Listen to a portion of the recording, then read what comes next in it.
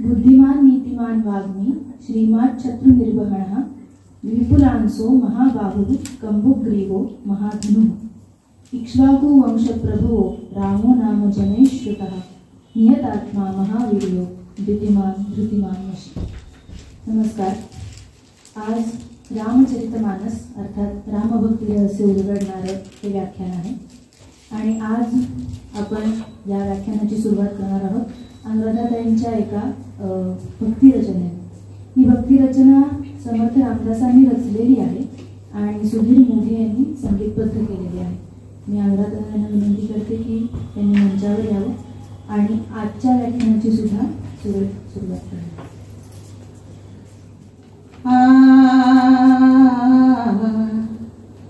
राम सावळा सुंदर, राम सावळा सुंदर, कासे मिरवी पितांबर, कासे मिरवी पितांबर, राम सावळा सुंदर, राम सावळा सुंदर, चरणी प्रीताचा तोडर, वाके वाळ्याचा गजर, चरणी प्रीताचा तोडर, वाके वाळ्याचा गजर, मुकुट किरीटी तेजाळ, मुकुट किरीटी तेजाळ, रत्ने भूप देती ढाळ, राम सावळा सुंदर, राम सावळा सुंदर, जडित कुंडले श्रवणी, राम लावण्याची खाणी, जडित कुंडले श्रवणी, राम लावण्याची खाणी, सूर्यवंशाचे मंडण, सूर्यवंशाचे मंडण, रामदासाचे जीवन,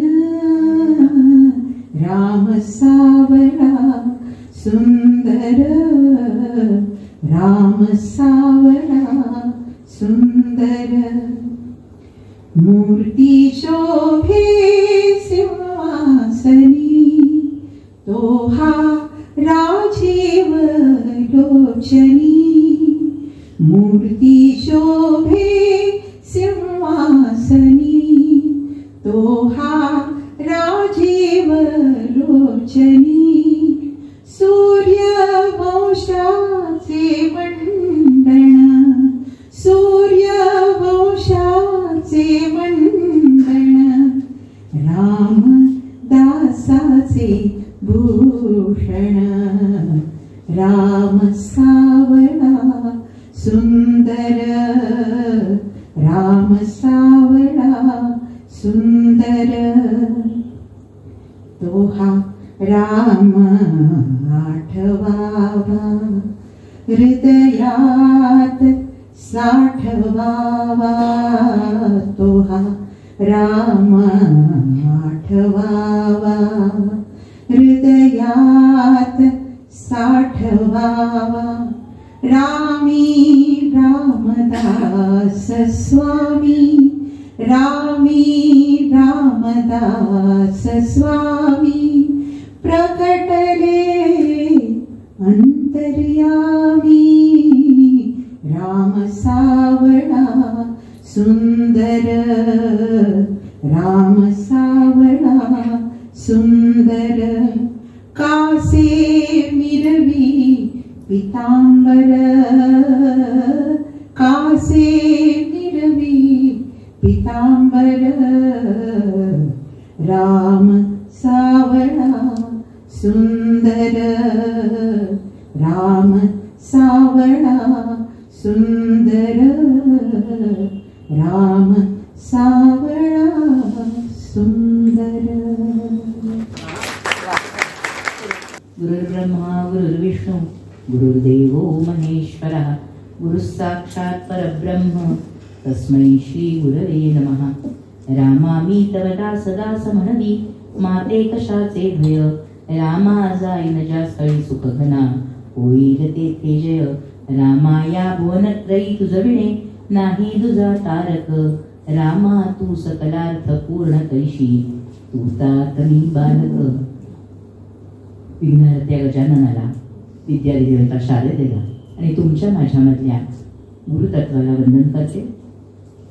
आज ज्या रामाचं आपण कथानक पाहतो आहोत कालपासून, त्या रामरायाला वंदन करते आणि समर्थांच्या शब्दात तुम्ही श्रोते जगदीश मोठी तेथ माझी व्युत्पत्ती किती बुद्धिहीन अल्पमती सलगी करीतो असं म्हणून तुम्हा सर्वांना वंदन करते. तुलसीदासांनी जय रामचरितमानस लिहिलं, त्यामध्ये त्यांचं जर सुरुवात वाचली तर त्यांनी सुद्धा इतक्या नम्रपणे स्वतःकडे कमीपणा घेतला की मी काहीच नाहीये, मी कवीच नाहीये.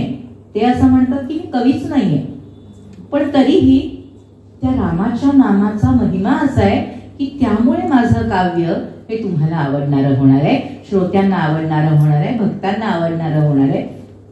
या सगळ्या मोठ्या लोकांची ही जी नम्रता आहे ना, ही खूप घेण्यासारखी, ही खूप लोभस आहे. म्हणजे आदर्श आहे वगैरे आपण म्हणतो, पण ती अशी मोहवणारी आहे. इतकं माणसांनी नम्र असणं शक्य आहे का हो? आम्हाला जरा कोणी कुठे छान म्हटलं की आम्ही लगेच व्हायला लागतो, हवेत जातो. अशा वेळी या सगळ्या मोठ्या माणसांचं जे असं छोटेपण त्यांच्याकडे घेण्याची जी पद्धत आहे ना, ती अतिशय लोभस आहे. हा लोभस शब्दच मला बरा वाटतो, कारण ते असं कुठेतरी खुणवत राहतं की अरे ही एवढी मोठी माणसं डोंगरा एवढी काम केलेली, ती जर असं म्हणतात तर तुम्ही कुठे आहात. ही जाणीव देणारी ती जी गोष्ट आहे ती मला अतिशय स्वतःला लोभस वाटते. आता काल मी जे म्हटलं होतं की अनुराधा ते जसं गाणं म्हणणार आहे तसं मीही एक पद म्हणणार आहे रामाचं, किंवा राम नाम किती महत्वाचं त्या संदर्भातलं. ते आहे दादू दयालांचं पद. दादू दयाल नावाचे संत इकडे आपल्याला फार माहिती नाहीये. म्हणजे काल आमचं जेव्हा घरी गेल्यावर चर्चा झाली तेव्हा दादा मला म्हणाला की कबीरांचं पद नको म्हणू, कबीरांचं पण पद आहे रामाच्यावर. म्हणजे कबीर ऐकतात लोक, दादू दयालच तू म्हणतेस ते वेगळं आहे, त्यामुळे ते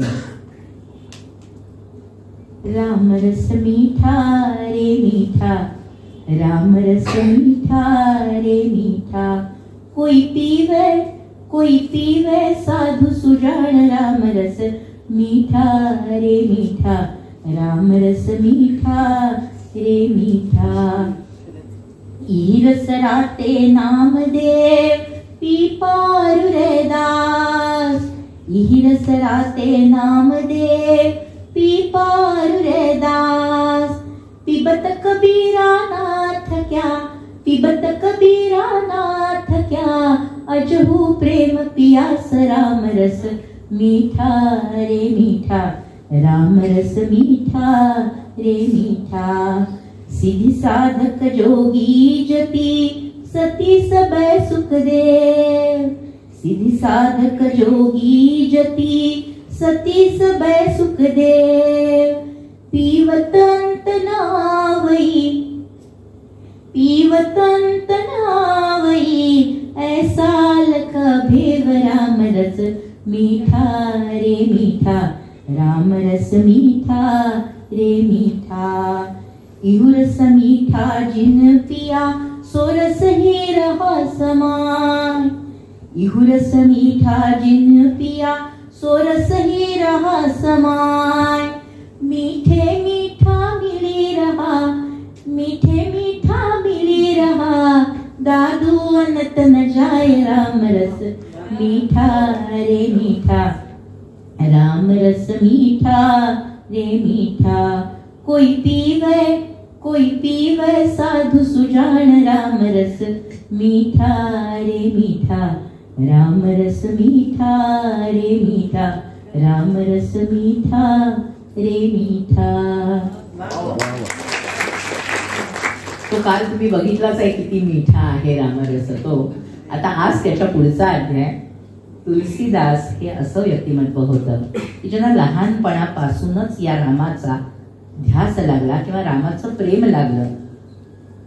दुबे घराण्यामध्ये जन्मलेलं हे बाळ किंवा हा मुलगा, त्यांना कुणीतरी त्यांच्या आई वडिलांना ग्रहदशा त्याची चांगली नाही आणि त्यामुळे याला काहीतरी वाईट परिस्थिती अनुभवावी लागेल वगैरे असं सांगितल्यामुळे त्या भयाने त्यांनी त्याला सोडून दिलं.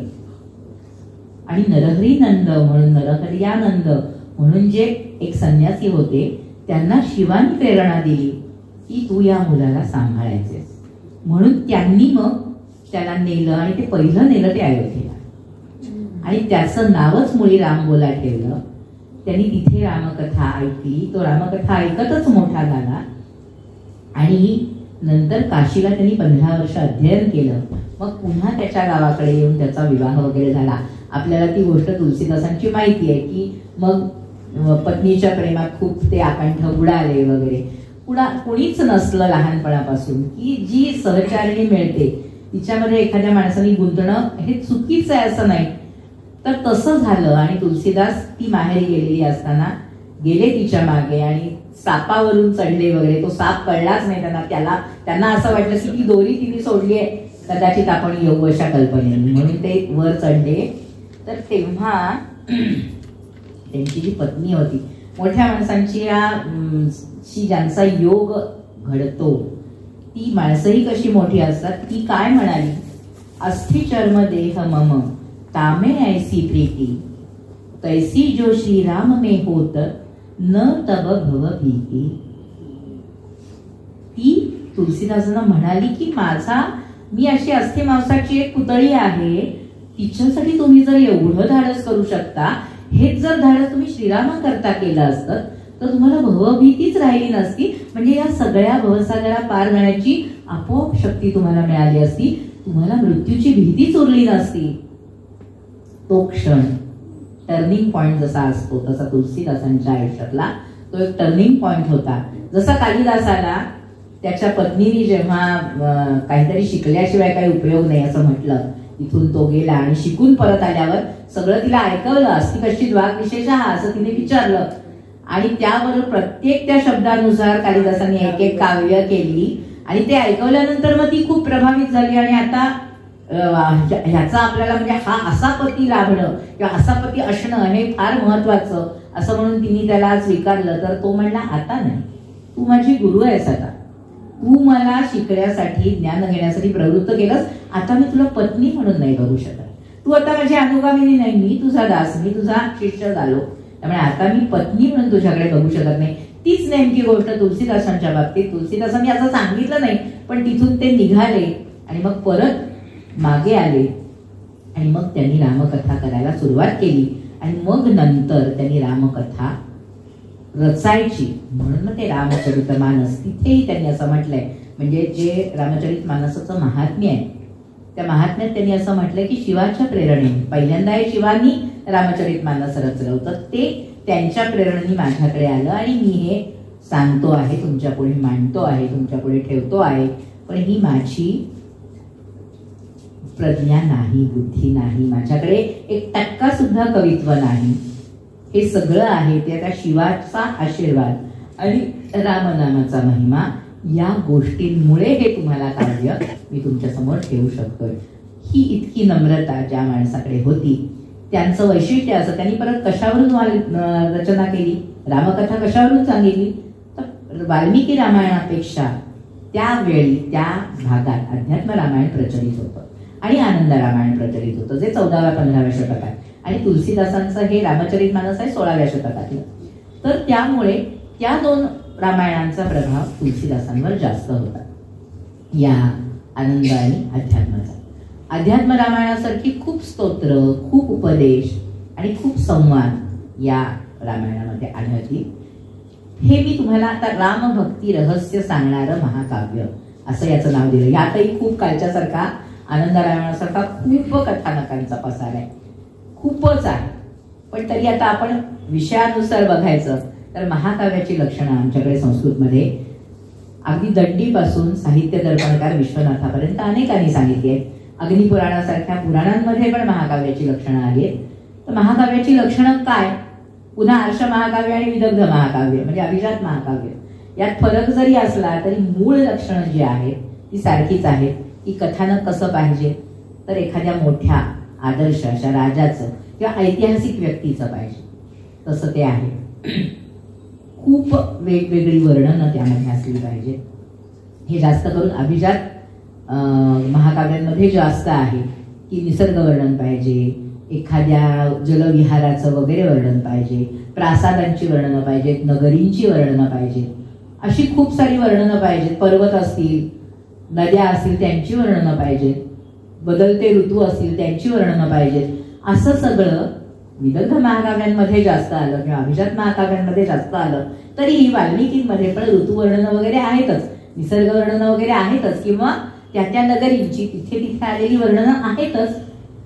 त्यामुळे ही सगळी महाकाव्याची जी लक्षणं आहेत आणि अलंकार पाहिजे म्हणजे थोडीशी अलंकारिकता, खूप एकदम प्रासादिक वर्णनं नाही तर अलंकारिकता पाहिजे. अशी जी महाकाव्याच्या लक्षणांमधल्या अपेक्षा आहेत त्या सगळ्या या आपण रामचरितमानसाला लागू शकतो. मुळात रामचरितमानस हे नावच जे आहे ते रामचरित रूपी मानस म्हणजे मानस सरोवर.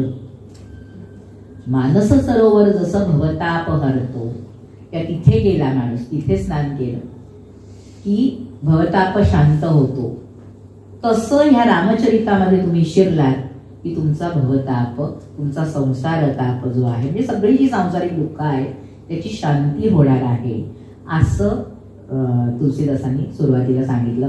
मग मानस सरोवराचे घाट वगैरे वगैरे त्यांनी त्या सगळ्या गोष्टी तिथे त्यांनी वर्णन केलंय आणि अशी तिथून सुरू झालंय त्या वर्णनाची हे.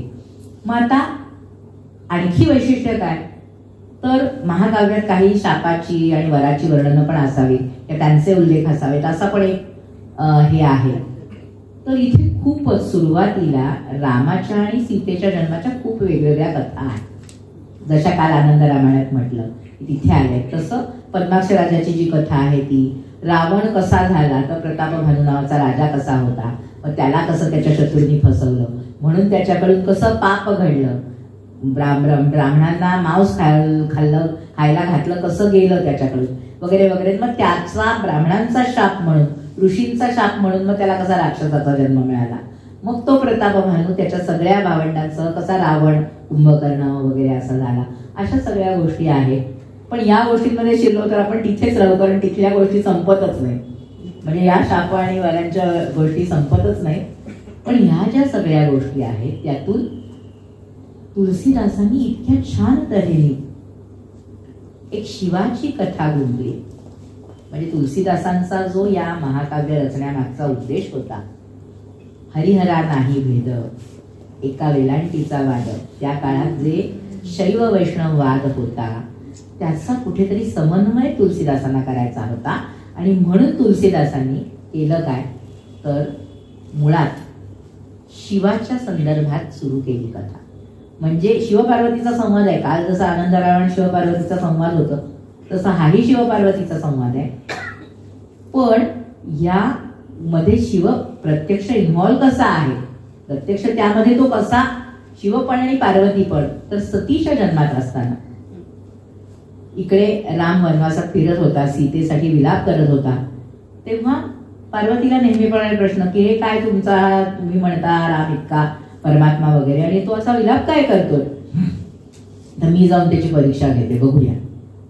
शिव म्हणजे शंकरांनी सांगितलं होतं की हे धाडस तू करू नको, तरी पण ती जाते, बघते तरी म्हणते, जाते आणि तिथे सीतेचं रूप घेऊन तिथे उभी राहते त्याच्या वाटेत रामाच्या. तेव्हा राम तिला म्हणतो का माते तू माझी परीक्षा घेतेस, का तू इथे आलीस, तू काय.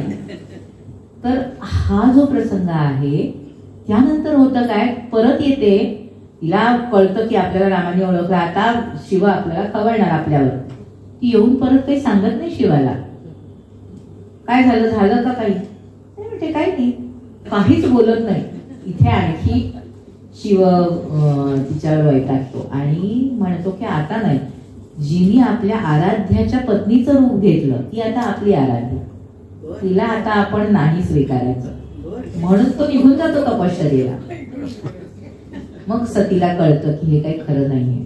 मग त्यानंतर तो लक्षाच्या यज्ञाचा आणि याचा प्रसंग होतो.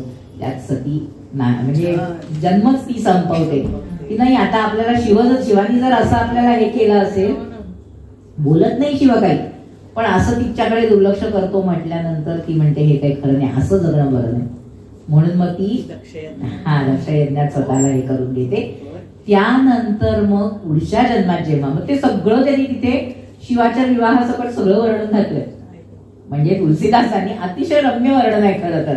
म्हणजे ते शिवपार्वती विवाहाचं वर्णन, शिवाच्या तपाचं वर्णन, पार्वतीच्या तपाचं वर्णन, हे सगळं असं छान, म्हणजे कुमार संभव वाचतोय की काय असं वाटावं इतकं छान वर्णन आहे. पण ते सगळं मूळ रामकथेला बगल देऊ नये. मूळ रामकथा त्यांना ते सगळं शिवाचं तिकडे आणून टेकवायचंय. ते सगळं विवाह होतो. त्यानंतर जेव्हा विवाहानंतर जेव्हा पहिल्यांदा एकांतात निवांत बसतात आणि बोलायला सुरुवात करतात, तेव्हा पार्वती मान्य करते की हे तुमचं मला कळलं की मी माझं चुकलंच तेव्हा. आता मला रामाचा महिमा सांगा, रामाचं खरं स्वरूप मला कळू दे. मला त्यांनी ओळखलं म्हणजे तो काय ह्याचा आहे मला कळलंच, म्हणजे किती श्रेष्ठ आहे ते कळलं, पण तरीही मला त्याची श्रेष्ठता अजून जाणून घ्यायची आहे. आणि म्हणून आता तुम्ही मला त्याची कथा सांगा, त्याचे आनंद सांगा, सगळंच त्यांनी जे काही अनुभवलं ते सांगा, असं म्हणून ती विचारते. तिथून पुढे कथा सुरू होती. मग तिथे शिवपार्वतीचा संवाद, तो म्हणतो मी सांगणार आहे कुणाचा संवाद, काकभुषुंडी आणि गरुडाचा संवाद सांगणार आहे. मध्येच याज्ञवल्क्य भरद्वाजाचा संवाद पण येणार आहे. म्हणजे कालचंही जसं होतं आनंद रामायणाचा प्रभाव कसा आहे, तर असे 2-3 संवाद इथे पण आहेत यांच्याकडे. मग त्यामुळे आपल्याला कधी कधी कळत नाही की मध्येच याज्ञवल्क्य काय भरद्वाजाला सांगायला लागतात, किंवा मध्येच भुषुंडीचं सगळ्यात जास्त शेवटी आहे. म्हणजे उत्तरकांडात जास्त सगळा खूप छान चर्चा भक्तीविषयी वगैरे वगैरे छान आहे ती चर्चा. पण म्हणजे तो भाग तसा आलाय. आणि मग तिथून पुढे म्हणजे शिवपार्वतीचा मूळ रामायणाशी संबंधच कसा आहे, रामाशी संबंधच कसा आहे, तर रामाची परीक्षा घेऊन चुकते पार्वती. आणि तिथून मग पुढे तिला उपरती झाल्यानंतर ती पुन्हा एकदा त्याला नव्याने समजून कशी घेते, असा सगळा भाग दाखवलाय. मग मूळ कथेकडे सगळं येतं. मग परत मूळ कथा त्या तऱ्हेने आहे जशी आनंद रामायणातली आहे किंवा अद्भुत नव्या अध्यात्म रामायणातली आहे की राम हा अवतार आणि सीता ही प्रकृती त्याची शक्ती. त्यामुळे सगळं घडतं ते रामाच्या इच्छेने घडतं वगैरे हे सगळं आहे. आता मगाशी अनुराधाताईंनी छान सगुण रूपाचं वर्णन केलंय. तुलसीदासांची आधी वैशिष्ट्य सांगते, मग आपण एकदा कथेत वळलो की परत ते राहत नाही.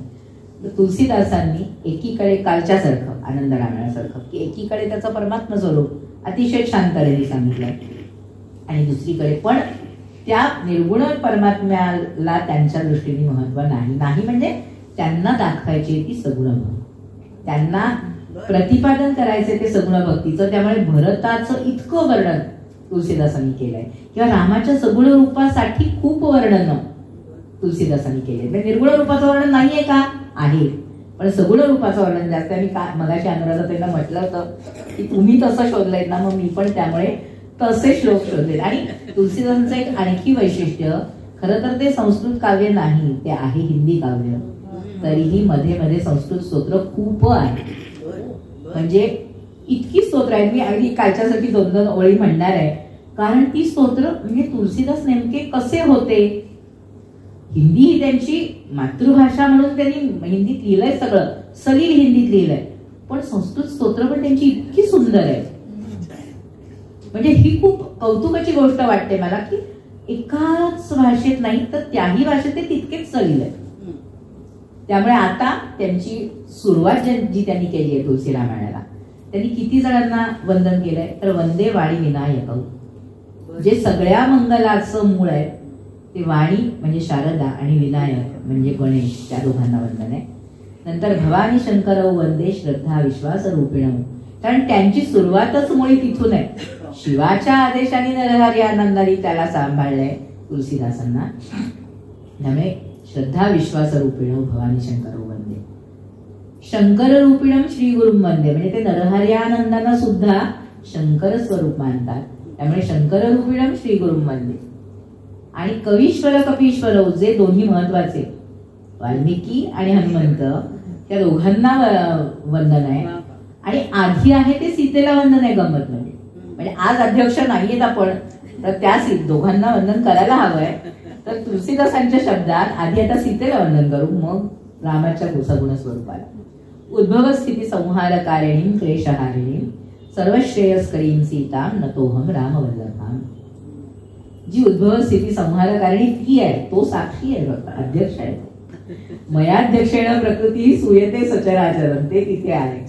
ती उद्भव स्थिती संहारकारिणीं क्लेशहारिणीं सर्वश्रेयस्करीं सीता, ती सगळं श्रेयस करणारी. पुन्हा श्रेयस आणि प्रेयस शब्द खूप महत्वाचे.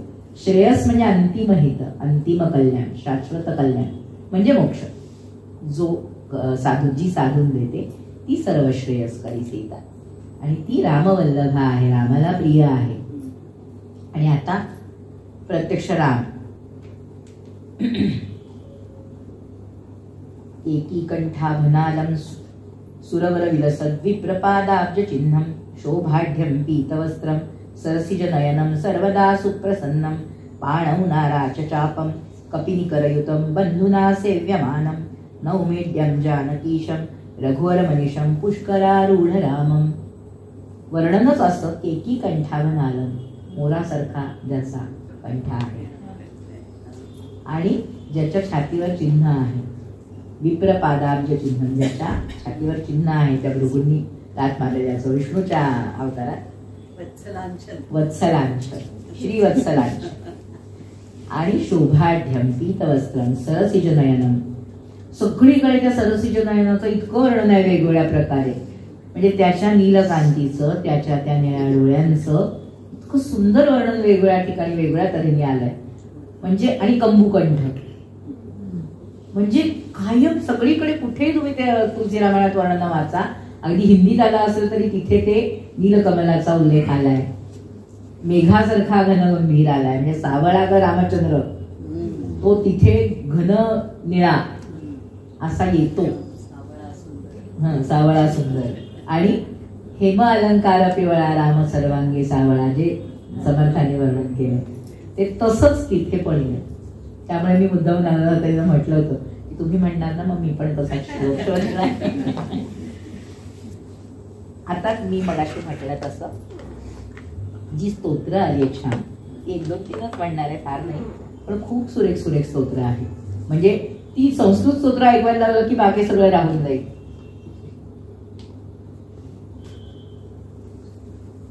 जय राम रमारमणं समनं भवताप भयाकुल पाहि जनम, असं एक शिवानी केलेलं स्तोत्र आहे.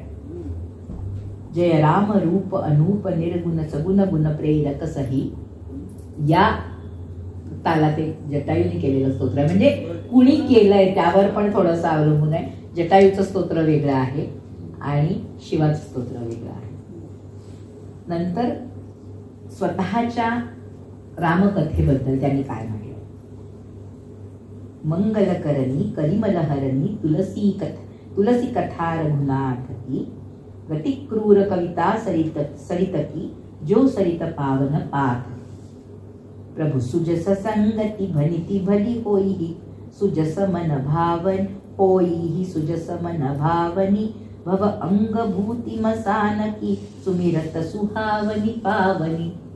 छंद कवीचे काव्याची हे पण कशी आहे, छंद दोहा सोरठा अशी, म्हणजे जे हिंदी जे हे आहे वृत्त ती तशी आहे.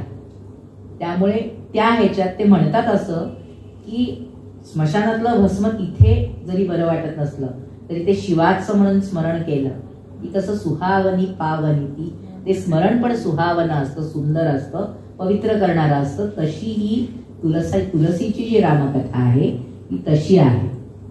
ती जरी तिथे तुम्हाला नाही वाटली, माझ्या शब्दांमुळे, माझ्या काव्यशैलीमुळे जी माझ्याकडे नाही आहे तिच्यामुळे जरी तुम्हाला तशी वाटली नाही, तरी भस्माचं स्मरण जसं पावन करणारं आणि सुंदर असतं तशी माझी ही रामकथा तुम्हाला आवडेल असं. त्यामुळे आता आपण त्या कथेमध्ये शिरू. म्हणजे कथा कशी, त्यांनी कसा राम रंगवला, म्हणजे तुलसी मानसातला राम असा जर विचार केला म्हणजे तुलसींच्या मनातला राम कसा आहे हो, तर कुठेही आपल्याला कृष्णाच्या लीला खूप वाचायला मिळतात. कुठेही आपल्याला रामाच्या बाललीलांचं वर्णन आढळत नाही. इथे तुलसीदासांनी अतिशय सुरेख वर्णन केलंय. लहानपणापासून कसा राम कशा गमती करत होता. जशी इतर लहान आपल्याला ठुमक चलत तर माहिती आहे, म्हणजे एकमेव रामाच्या सगुण किंवा बालरूपाचं वर्णन तिथे आहे. तो जो राम लला लला म्हणून आपण आता ऐकतोय, तो पहिल्यांदा त्यांनीच वर्णन केलाय. ठुमक चलत रामचंद्र म्हणून त्यांनीच जे वर्णन केलंय, त्यामुळे तो रामलला लोकांना माहिती आहे. तर आपल्याला कुठे इतका रामाचा, आपल्याला तो कोदंडधारी रामच माहिती आहे किंवा सीताराम माहिती आहे. मधला जो बालरूप आहे रामाचं, ते तुलसीदासांनी वर्णन केलंय आणि तेच पुन्हा त्यांनी या मानसात पण वर्णन केलं. कसं वर्णन केलं म्हणजे काही ठिकाणी कृष्णलीलांची आठवण होईल, पण असं वर्णन केलंय की कौसल्या त्याला जेवायला बोलवायला जाते, तो येत नाही, मान मुरडून निघून जातो, धावत सुटतो दुसरीकडे. छोटा आहे राम. आणि कौसल्या वैतागून परत येते, तेव्हा दुसरीकडून येऊन तो दशरथाच्या मांडीत येऊन बसतो आणि त्याला जेवायला घाला म्हणून सांगतो. मग भात भरायला जाते, तर सगळा दहीभात तोंडाला फासून घेऊन परत पळत सुटतो. मग कौसल्या देवाला नैवेद्य दाखवायला म्हणून तिथे देवाला नैवेद्य दाखवून जस्ट वळते फक्त मागे आणि काहीतरी दुसरीकडे आणायला जाते. तिथे तो राम दिसतो काहीतरी खुडबुड करताना, म्हणून ती परत येते काहीतरी घेऊन परत, तर इकडे तो नैवेद्य खाताना दिसतो. म्हणून ती त्याला तिथून उठवते, अरे तो देवाचा नैवेद्य आहे. तर तिथून तो पळतो आणि परत ती इकडे येते, तर परत इकडे जेवत बसलेला दिसतो.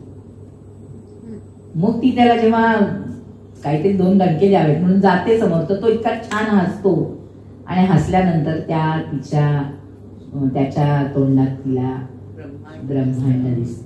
म्हणजे हे जे वर्णन आहे ते कृष्णलीलेसारखंच आहे, पण हे तुलसीदासांनी वर्णन केलंय, अन्य कोणी केलेलं नाही. किंवा पुढे थोडेसे मोठे झाल्यानंतर कुमारवयात जेव्हा शिकार करायला शिकतात किंवा कुठेतरी फिरायला घोडेस्वारी वगैरे करायला शिकतात, तर आसपासच्या गावांमध्ये कसे जातात आणि तिथल्या लोकांना किती छान वाटतात की ही सगळी इतकी गोजिरी गोंडस मुलं असतात, सगळी राजस सौंदर्याने नटलेली असतात, ती कशी त्या लोकांना मोह घालतात वगैरे, अशी वर्णनं ही बाललीलांचं वर्णन. म्हणजे हे महाकाव्यातला एक भाग. वर्णनं अनेक प्रकारची, त्यात बाललीलांचं वर्णन रामाच्या केलंय. नंतर पुढे मी तुम्हाला म्हटलं का स्वयंवर फक्त आनंदा रामायणात आणि इकडे आहे स्वयंवराचं अगदी डिटेल वर्णन इथे आहे. त्याच्या आधी कालचा जो मी म्हटला, कालचा प्रसंग होता व्हॅलेंटाईन, तर तो उपवनात भेटते सीता. म्हणजे सीता तिथे फुलाळायला आणि हे पण दोघं फिरत जात असतात. नगर बघायचं, इथे आपण पाहुणे म्हणून गेलो, ते नगर बघायचं. खरं तर लक्ष्मणाला इच्छा असते आणि विश्वामित्र लगेच परवानगी देतील असं वाटत नसतं, म्हणून तो जरा लक्ष्मणाला बघायचंय नगर वगैरे असं सांगतो. तर विश्वामित्र त्याची स्तुती करतात की अरे तू म्हणजे एकीकडे धर्माचा हे पण चुकत नाहीयेस आणि तुझे जे लहान तुझ्यापेक्षा लहान लोक आहेत त्यांचाही विचार तू ठेवतोयस, असं तू दोन्ही साधतोयस. म्हणजे एकीकडे धर्मकारण चुकत नाहीये, म्हणजे वडिलांची आज्ञा घेतल्याशिवाय जायचं नाही, आणि दुसरीकडे तर लहान मुलांनाच प्रसन्न करायचं, हे म्हणे तू किती छान करतोयस, असं विश्वामित्र त्याची स्तुती करताना दाखवले. पुढे जेव्हा त्या उपवनात दिसते, कुठेही राम एरवी तो सगुण म्हणजे अवतार बिवतार आहे, चांगले सगळी परब्रह्म म्हणून सगळीकडे वेगवेगळ्या ठिकाणी लोकांना दर्शन देतो, पण इथे सीतेला बघितल्यावर तो अगदी कालिदासाचा नायक वाटतो. म्हणजे सीता तिथून निघून जात असताना त्याचा जीव असा अरे असं होतं, तीही मागे मागे वळून बघते, अशी सगळी वर्णन आहेत. म्हणजे तुलसीदासांनी कुठेही मानवी भावना लपवलेल्या नाही. अध्यात्म रामायणात कसं आहे, अध्यात्म रामायणात पण मानवी भावना दाखवलेत नाही असं नाही, पण तो अवतार आहे हे अध्यात्म रामायणकार विसरत नाही, कारण ते त्यांना दाखवायचंय, ते त्यांना ठसवायचंय समाज मनात. तसं इथे तुलसीदासांना नाहीये. तुलसीदासांना त्याची भक्ती करायला शिकवायचंय लोकांना, त्यामुळे त्यांनी कुठेही मानवी भावना त्याच्या लपवल्या नाहीये. छान तो तिच्याविषयी मुग्ध होऊन बघत राहतो तिच्याकडे वगैरे असं दाखवलंय. पुढे नंतर प्रत्यक्ष तो स्वयंवराचा प्रसंग वगैरे आहे, त्याचं खूप छान वर्णन केलंय. कशी सीता येते, कशी ती दिसते वगैरे, म्हणजे सीतेच्या दिसण्याचं, तिच्या सौंदर्याचं, रामाच्या सौंदर्याचं, त्यांच्याविषयी प्रजाजनांना जे काय वाटतंय त्याचं. आणि तिथे असं एक म्हटलंय त्यांनी की जाकी रही भावना जैसी प्रभू मूर्ती देखी दिन तैसी. योग्यांना तो योगी वाटला. इथे सगळे होते ना, म्हणजे फक्त राजे नव्हते. राजांना तो आपला प्रतिस्पर्धी वाटला, इथल्या स्त्रियांना तो आपला प्रेमिक वाटला. म्हणजे अशा रूपात प्रत्येकाने आपापल्या नजरेने, दृष्टिकोनातून त्याच्याकडे पाहिलं आणि तसा तसा राम त्यांना इथे दिसला. असं खूप सुरेख वर्णन तुलसीदासांनी केलंय. त्यानंतर पुढे जेव्हा स्वयंवर वगैरे होतं, त्याच्यानंतर पुढे परशुराम वगैरे येतात जेव्हा धनुर्भंगाच्या ह्याच्यात, तर हा आनंद रामायणात प्रसंग नाहीये. हा तुलसीदासांनी दाखवलाय की परशुराम लक्ष्मण संवाद, म्हणजे काही संवाद पण महाकाव्यात आवश्यक असतात. तर परशुराम लक्ष्मण संवाद अतिशय छान गमतीशीर आहे. लक्ष्मण त्यांच्याशी इतका गमतीने बोलतो की परशुरामाचा राग वाढत जातो. तो म्हणतो धनुष्य सगळी सारखीच असतात, शिवधनुष्य काय वेगळं असणार आहे. आणि ते मोडलं काय, आम्ही मुद्दामून मोडलं नाही, रामाने असा हात लावला आणि ते मोडलं, त्याला आम्ही काय करणार आहे असं सगळं बोलतो. ते इतके खवळतात आणि तो एकदम शांतपणे बोलत असतो. काय तुम्ही तरी घेऊन बसलात आहो, हे सगळी धनुष्यासारखी धनुष्य, त्यात शिवाचं धनुष्य काय वेगळं असणार आहे. आम्ही असं केलं आणि आम्हाला काही मोडायचं नव्हतं, ते तर मोडलं, त्याला काय करणार वगैरे असं सगळं बोलतो ना. आणि आमचं हे आहे, म्हणजे आम्ही क्षत्रिय आहोत, त्यामुळे आम्हाला कुठल्याही धनुष्याला असं काही हे नाही आहे वगैरे असं. परशुराम प्रचंड खवळतात. तेव्हा परशुरामांना तो सांगतो की हा दुधमुहा बालक आहे, त्यामुळे नका त्याच्याकडे लक्ष देऊ तुम्ही, मी तुम्हाला तुमची त्याच्या वतीने क्षमा मागतो. हे एक हा राम सांगतो. म्हणजे रामाचं बंधुप्रेम खूप छान दाखवलं वेगवेगळ्या ठिकाणी तुलसीदासांनी, की म्हणजे महाकाव्यात तेही गरजेचं असतं की रस आणि भावभावनांचं अचूक वर्णन. तर ते खूप, म्हणजे जिथे शृंगारारस दाखवायचा आहे तिथे त्यांनी तो व्यक्त केलाय, जिथे हास्य रस. आता ह्या सगळ्या भांडणात म्हणजे परशुराम आणि यांच्या संवादात प्रचंड हसायला येतं आपल्याला, कारण तो लक्ष्मण इतका गमतीशीर त्यांच्या खोड्या काढण्यासारखं बोलतो आणि ते आधी चिडलेले असतात, त्यामुळे ते चिडत राहत. आणि राम नाही हो सोडून द्या त्याला वगैरे असं बोलतो. हे सगळं खूप मजेशीर, खूप छान वाटतं ते ऐकताना आणि वाचताना. तो म्हणतो दूधमुहा कसला, हा विषमुख बालक आहे, असे शाब्दिक पण गमती केल्या आहेत तुलसीदासांनी. त्यामुळे म्हणतात नाही मी याला सोडणार.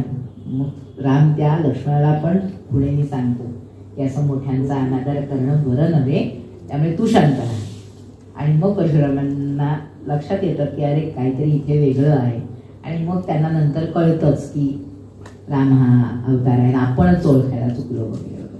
हे सगळं झालं. मग पुढे जेव्हा जातात वनामध्ये, त्या वनात जाताना कसं रामाने लक्ष्मण आणि सीतेला सांभाळलं, जसं पापणी त्यातल्या बुबुळांना सांभाळते, पापणी जसा बुबुळांचं रक्षण करते तसं राम सीता आणि लक्ष्मणाचं रक्षण करत होते.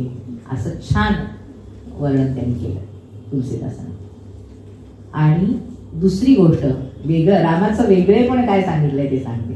बाकी सगळी वर्णनं सांगणं अवघड नाहीये, पण ही नुसती वर्णनं होती. इथे वेगळेपण काय सांगितलंय तर सीतेला आणि लक्ष्मणाला कंटाळा येऊ नये, त्यांना दुःख होऊ नये, अयोध्येची आठवण होऊन ते अस्वस्थ होऊ नये, म्हणून कथा पुराणी सुहावनी अशी रामाने त्याला सांगायला सुरुवात केली.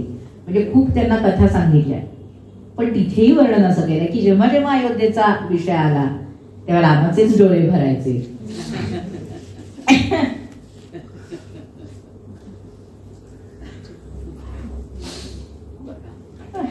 डोळे भरले. कारण तिथे खूप छान वर्णन आहे की भरताच्या आठवणीने डोळे भरले असं त्यांनी दाखवलंय. आणि त्याच्या आधी जेव्हा हा जो तो आधीचा एक प्रसंग सांगायचा राहिला, म्हणजे बंधुप्रेमाचा आणखी एक भाग, जेव्हा युवराज्याभिषेक वगैरे होतो आणि म्हणजे करायचं ठरतं आणि सगळीकडे त्याची वाही फिरवली जाते, तेव्हाच एक एक शुभशकून व्हायला लागतात रामाला सीतेला. तर राम म्हणतो की नक्की भरत येणार आहे, कारण भरताशिवाय भरताच्या आगमनाशिवाय आपल्याला दुसरं कुठलंही शुभ नाहीये. त्यामुळे हे जे सगळे शुभशकून होत आहेत ना ते आपल्याला बहुतेक भरताच्या आगमनाची सूचना देत आहेत. अशी तिथे भरताचा विचार राम किती करत होता तर घार आपल्या अंड्याचा जसा विचार करते किंवा कासव आपल्या अंड्याचा जसा विचार करतो, कायम त्याच्या मनात तो कासवाच्या मनात अंड्याचा विचार असतो, घारच्या पेक्षा सुद्धा कासवाच्या मनात अंड्याचा विचार असतो, तसा रामाच्या मनात कायम भरताचा विचार होता, असं तिथे वर्णन केलं. आणि तिथे आणखी एक रामाचं वैशिष्ट्यपूर्ण गुण दाखवलाय. राम म्हणतो हे सगळं ठीक आहे की मला युवराजाभिषेक करणार आहे, पण हे नाहीये बरं. म्हणजे आम्ही सगळे एका वेळी जन्मलो, एका वेळी गमती केल्या, सगळ्या लहानपणच्या सगळ्या लीला केल्या, एका वेळी विवाह झाले आमचे, आणि मग अशा वेळी आता या वंशाची ही रीत काही बरी नाहीये की एकालाच राज्य देणार किंवा एकालाच युवराजाभिषेक होणार, हे काही बरं नाहीये. हे फक्त आणि फक्त तुलसीदासांमध्ये आहे, कुठेही अन्यत्र हा विषय आलेला नाही. मी इतकी रामायण वाचली, कुठेही हा भाव कुठेच आलेला नाही. म्हणजे रामाला माहिती होतं की त्याला असं होणार आहे, त्याला युवराजाभिषेक होणार आहे, मग भरत तिथे नसतानाच तो करून घे असं दशरथांनी सांगितलं वगैरे, हे सगळीकडे वेगवेगळ्या ठिकाणी आलंय. पण हा जो रामाचा भाव आहे तो कुठेच आलेला नाही, तो फक्त आणि फक्त तुलसीदासांनी दाखवला. आणि त्यामुळे रामाचं बंधुप्रेम असं उठून येईल पुढेही. म्हणजे लक्ष्मणावर त्याचं प्रेम नाही असं नव्हे, लक्ष्मणावर पण त्याचं प्रेम आहे, जे मी तुम्हाला सांगितलं की अगदी पापणी जसं डोळ्याचं रक्षण करते तसं तो करतोय म्हणलंय. पुढे पण जेव्हा लक्ष्मण, म्हणजे पुढची एकदम उडी मारून सांगतेय की लक्ष्मणाला जेव्हा शक्ती लागते आणि हनुमान रोडागिरी आणायला जातो, वाटेत भरत बाळ मारतो, त्यामुळे तो वाटेत अडकतो ना, त्यामुळे त्याला वेळ होतो. तर त्याला वेळ झाल्यावर जीवाचा म्हणजे खालीवर होतो रामाचा जीव, की आता हा येतोय की नाही. म्हणून तो अगदी लक्ष्मणाला हृदयाशी धरून की मी काय करू, म्हणजे तू उठशील, आतापर्यंत तू असा कधीच झोपलेला नाही, म्हणजे इतकी काळ तू बिन झोपता, आडवा पण न होता वगैरे असं आमचं रक्षण केलं, आणि आता तू कसा झोपलास, उठत का नाहीयेस वगैरे असा सगळा विलाप करताना दाखवलंय. इतकं सुरेख वाटतं ते वाचायला, म्हणजे असं आपलाही जीव कळवळतो कुठेतरी.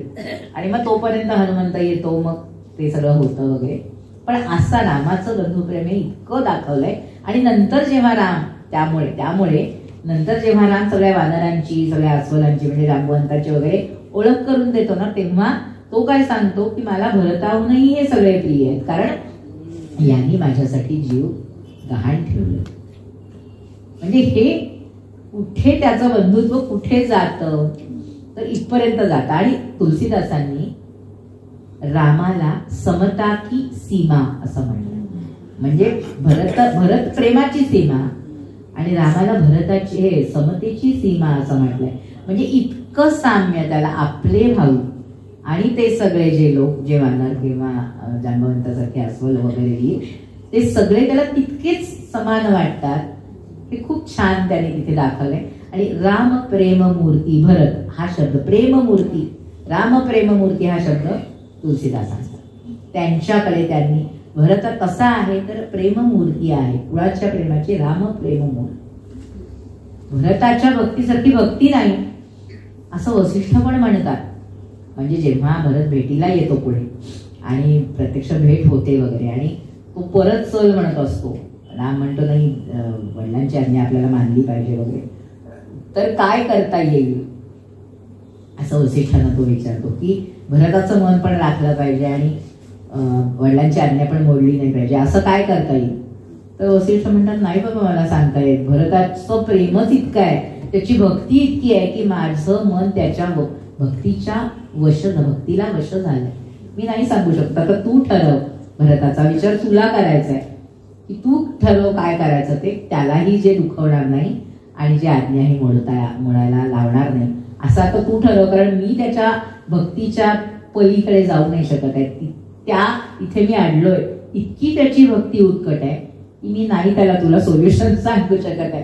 हे इतकं सुंदर आहे. म्हणजे ती भाषा एकतर तुलसीदासांची गोड आहे, अवधी भाषा खूप वेगळी आहे आणि काही शब्द आपल्याला पटकन कळत नाही, पण इतके सुरेख शब्द आहेत. नाही म्हणतात मला नाही त्याच्या पुढे जाता येणार आहे. आणि इतकं सुरेख वर्णन. मग भरत पण म्हणजे प्रश्न पडतो देवांना की आता भरताला सांगतो ना राम की तू म्हणशील तसं करूया.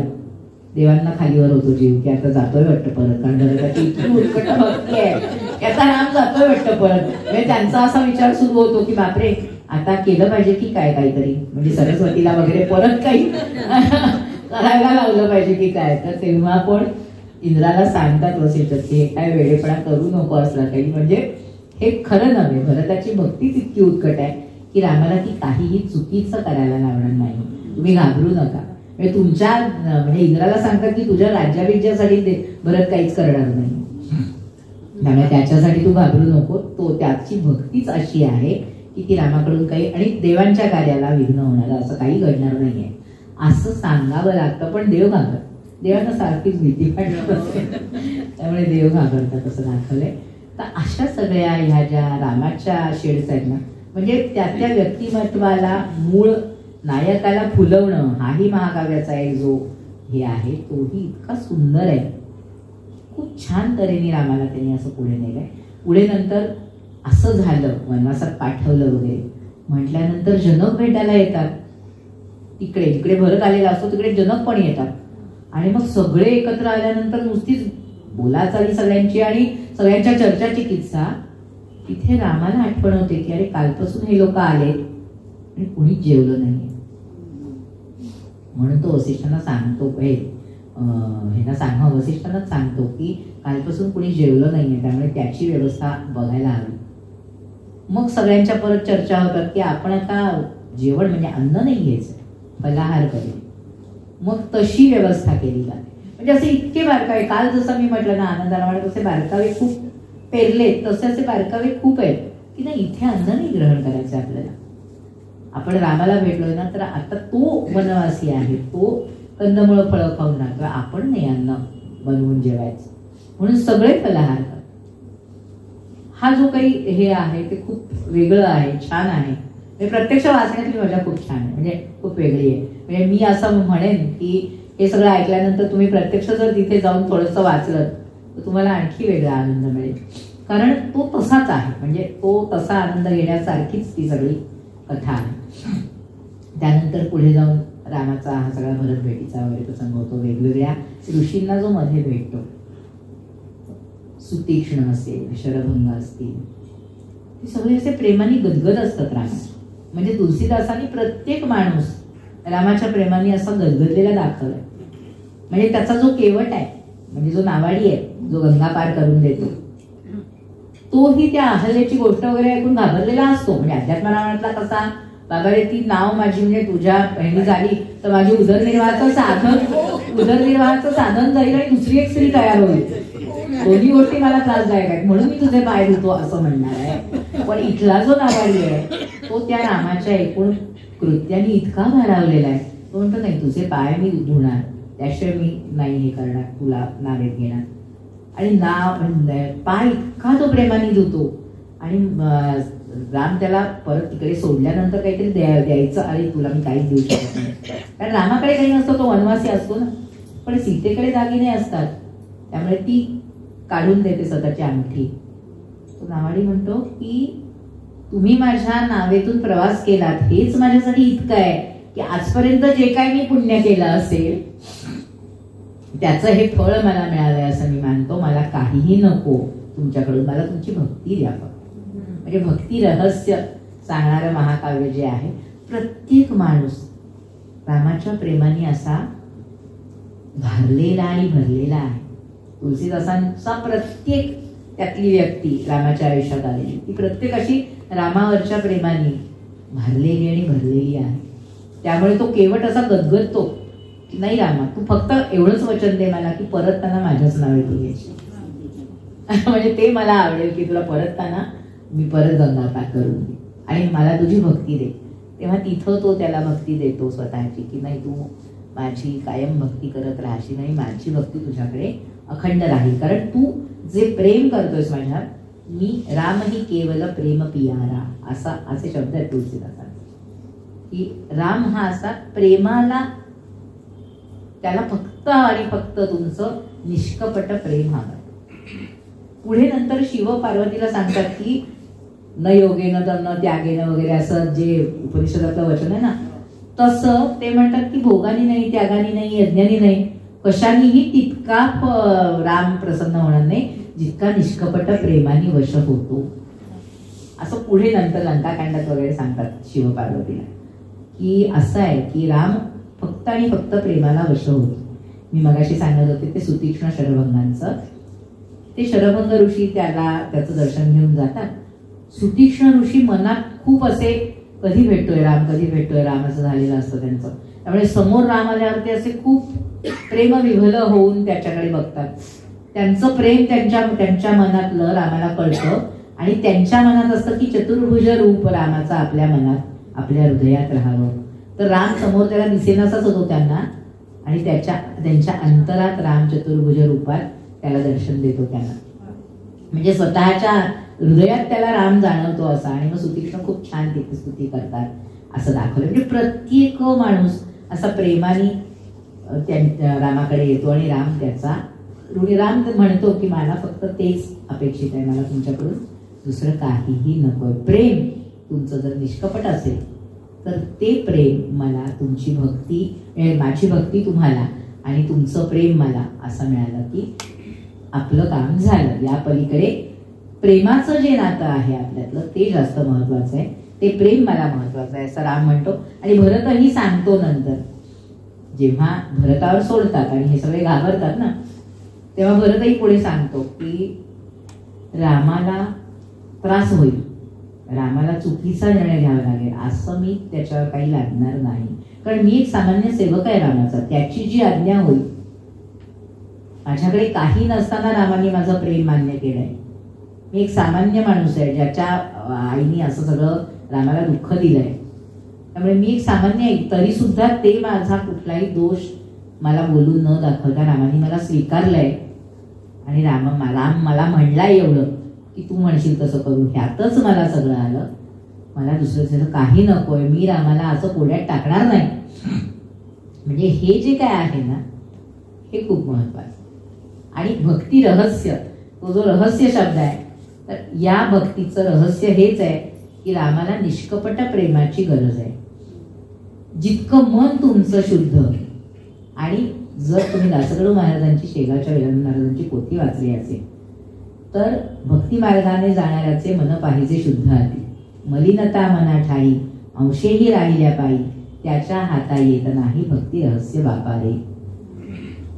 तेच रामाने इथे पदोपदी प्रत्येक माणसाला जिथे जिथे तो भेटलाय, अगदी मग शुकसारणासारखे जे रामाचे दूत, नंतर रावणाचे दूत येतात इकडे हेरगिरी करायला, आणि त्यांना जेव्हा रामाचं मोठेपण कळतं तेव्हा ते शरण येतात, तेव्हाही रामाने त्यांना अजिबात काहीही कुठलीही अट न ठेवता त्यांना आपली भक्ती देऊ केली, त्यांना मोक्ष देऊ केलाय, असं वर्णन तुलसीदासांनी केलंय.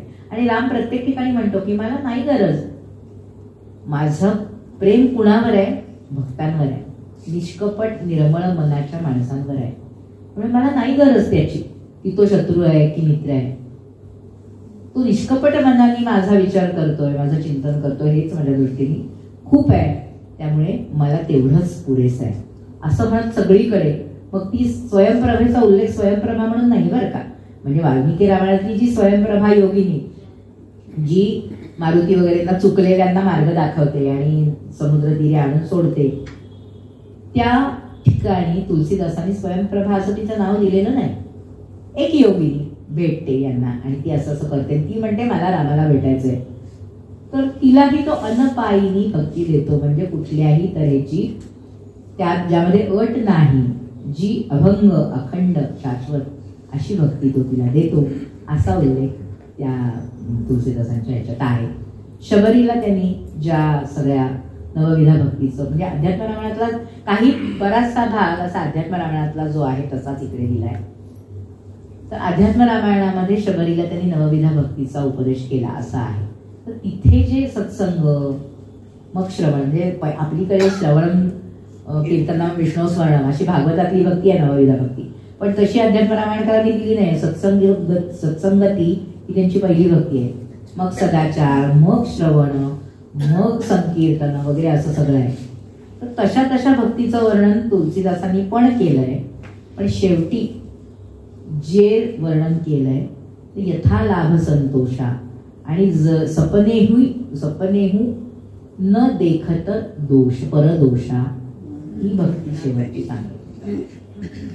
कुठल्याही तऱ्हेने जे मिळेल त्यामध्ये संतोष मानणं आणि कुणालाही कुठल्याही तऱ्हेचा दोष न देणं स्वप्नातही, हे जे आहे हे तुलसीदासांचं वेगळेपण आहे की त्यांची भक्ती अशी म्हणजे काय म्हणतात कंडिशनल नाही आहे. आमकं यांनी दिलं तर तमकं मी देईन अशी कंडिशनल भक्ती तुलसीदासांनी दाखवलेली नाहीये. त्यांची भक्ती ही अनकंडिशनल आहे. कंडिशन असलीच तर फक्त निर्मळ मनाची आहे. निर्मळ निष्कपट मन एवढंच त्यांना अपेक्षित आहे. मग त्यामुळे कुंभकर्ण, मारीच या सगळ्यांना पण त्यांनी मुक्ती दिली आहे. कारण एका मर्यादेनंतर कुंभकर्णालाही कळलेलं आहे की हा देव आहे, परमात्मा आहे आणि याच्याकडून मरण येणं जास्त चांगलं रावणाच्या कडून मारलं जाण्यापेक्षा. मारीचाला पण तेच वाटतं आणि त्यामुळे तिथे त्यांनी मागितली. तिथे ते शेवटी असे शरण आल्यासारखे बोलतात तर तिथे राम त्यांना तशी हे देतो असं दाखवलंय. जटायूला त्यांनी स्वरूपता मुक्ती दिली. खूप छान वर्णन आहे की तो साक्षात रामरूपच होत. म्हणजे जटायू आपण फक्त त्याचा दाह संस्कार केला रामाने एवढंच ऐकतो, पण इथे त्यांनी असं तुलसीदासांनी वर्णन केलंय की तो साक्षात रामरूप झाला. म्हणजे स्वरूपता मुक्ती आहे. अशा वेगवेगळ्या ज्या गोष्टी आहेत यामध्ये भक्ती रहस्य, यामध्ये त्यातलं भक्तीचं महत्व तुलसीदासांना जे सांगायचंय. मुद्दामच तुलसीदासांचे शब्द कळावेत म्हणून मी, कारण हिंदी सगळे शब्द काही लोकांना माहितीही नसतं आणि पाठही होत नाही, तर मुद्दामून ते शब्द तुम्हाला कळावेत म्हणून वाचते की भक्तीची किती वैशिष्ट्य तुलसीदासांनी सांगितली. काकभूषुंडीला राम सांगतोय, सर्व भाव भज कपट तजी मोही परम प्रिय सोयी. सर्व भावे जो माझी भक्ती करतो, कपटाचा त्याग करून भक्ती करतो, तो मला अतिशय प्रिय असतो. प्रीती बिना नाही भगती दृढाई, जिमी खगपती जलकई चिकनाई. पाण्याचा हे पण जात नाही तसा प्रीती बिना भक्ती दृढ होत नाही. पाण्याची चिकनाई जात नाही तसं हे खगपती प्रेमाशिवाय भक्ती दृढ होत नाही. पाण्याचा जो लोकांना स्पर्श करून त्यांना शांत करण्याचा जो हे असतो तो जसा जात नाही तसा प्रेमाशिवाय, प्रेम असेल तर ते पाणी आपण जरा देतो त्याला त्याचा हे होतं, काय होतं, तृप्तता येते, तृप्ती येते. तसं प्रीतीशिवाय भक्ती जर केली, कुणीही प्रीतीशिवाय भक्ती केली तर ती काही दृढ होत नाही. जसं प्रेमाशिवाय नुसतंच पाणी कुणाला दिलं तर त्या पाण्याचा जो स्पर्शाचा आणि त्या पाण्याचा जो शांत करण्याचा गुण आहे तो लोकांना कळत नाही, तसं ते होत नाही. आणखी एक, भगतीहीन गुण सब सुख कैसे, लवन बिना बहुव्यंजन जैसे. भक्तीच नाही आहे, बाकी सगळे गुण आहेत. मिठाशिवाय जेवण जसं बरं नाही, कुठला पदार्थ जसा बरा नाही, तसा भक्तीशिवाय कुठलीही साधनं करा, कुठलेही मार्ग धरा. ज्ञान आणि भक्तीचा पण चर्चा केली आहे. म्हणजे अध्यात्म रामायणात पण ज्ञान भक्तीच्या बद्दलची चर्चा केली आहे. समन्वय पाहिजे की काय, तर तरीही तिथे ज्ञानाला महत्व दिलं असलं, ज्ञानोत्तर भक्ती सांगितली असली अध्यात्म रामायणात, तरी इथे मात्र भक्ती ही महत्वाची. ज्ञान हे त्यापेक्षा, म्हणजे ज्ञान व्हायला अवघड आहे थोडा, भक्ती मात्र सहज आहे आणि ती निष्कपट मनाने केली तर जास्त चालणारी. किंवा मनक्रम वचन छांडी चतुराई, भजत कृपा करहही रघुराई. मनक्रम आणि वचन यामधली जर चतुराई सोडून, म्हणजे धूर्तपणा सोडून, म्हणजेच परत निष्कपट मनाने, मन क्रम वचन म्हणजे जे करतो आपण जी कार्य करतो ती, जे बोलतो ते आणि जे चिंतन करतो ते, या सगळ्यामध्ये जर तुम्ही धूर्तपणा सोडून भक्ती केली तर कृपा करतो तो नक्की रघुराई, असं त्यांनी म्हटलंय. नंतर निर्मल मनजन सो मोही पावा, मोही कपट छल छिद्र न भावा. जितकं निर्मळ मन असेल तितका तो मला भावतो माझा भक्त. कपट छल छिद्र हे काही मला चालत नाही. रामचंद्र के भजन बिनु जो चह पद निर्वाण, ज्ञानवंत अपि सो नर पशु बिन पूछ विशान. म्हणजे ज्याला शेपटी नाही असा पशु जसा तसा जर ज्ञान असेल आणि भक्ती नाही त्याच्याकडे, ज्ञानी मनुष्य आहे म्हणजे चांगले थोडक्यात, पण भक्ती नाही त्याच्याकडे, तर त्याचा उपयोग नाही. पण चांगल्याकडे भक्ती नव्हतीच, कोरडा ज्ञानी होतात चांगले, माहिती आहे आपल्याला. त्यामुळे मुक्ताई त्यांना शिकवायला लागली. त्यामुळे आणखी या भक्ती रहस्यामधला महत्वाचा भाग काय म्हणजे तुलसीदासांच्या बाबतीतला भक्ती रहस्य असं म्हणायचं, हे एक झालं म्हणजे निष्कपट मनाने भक्ती करणे वगैरे झालं. पण आणखी महत्वाची एक गोष्ट, शिवासह रामाचं भजन केलं, रामाची भक्ती केली तरच ती फळते. शिवाच्या प्रेमाशिवाय, शिवाच्या विषयीच्या आदराशिवाय जर भक्ती केली तर मला तो भक्त आवडत नाही. म्हणजे सगळीकडे रामाने सांगितलंय आणि जिकडे तिकडे प्रत्येक जण, म्हणजे दशरथ सुद्धा राम जाऊ नये तिकडे कुठे वनवासात, मी म्हणतो तरी माझ्या आज्ञेप्रमाणे वागू नये रामाने, यासाठी शिवाला विनवणी करतो, प्रार्थना करतो असं दाखवलं. म्हणजे भरताच्या इच्छेप्रमाणे होणार असं म्हटल्यावर वसिष्ठ पण म्हणतात की शिवजी को जो मान्य होगा वही होगा. म्हणजे भरताच्या भक्तीने सुद्धा काही वेगळं वाकडं होणार नाही, कारण उसके शिवजी साक्षी होंगे.